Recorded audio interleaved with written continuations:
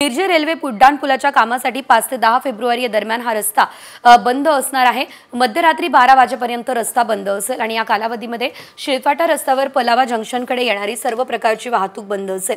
बंद दरम्यान पर्यायी रस्त्याचा वापर करावा हे आवाहन सुद्धा केले जात आहे।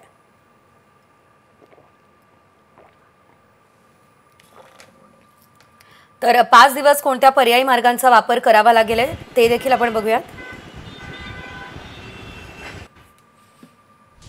मोठागाव माणकोली उड्डाणपुलावरून प्रवास करावा। नवी मुंबई पनवेलकडे जाणाऱ्यांनी काटाई नाक्यावरून बदलापूर पाइपलाइन मार्गे तळोजा रस्त्याने जावं। बदलापूर अंबरनाथ कर्जतकडून येणाऱ्यांना तळोजा रस्त्याने पनवेल नवी मुंबईकडे जाता येणार आहे। हलक्या मध्यम वाहनांना लोढा पलावा दिशेने विरुद्ध मार्गिकेतून जाता येईल।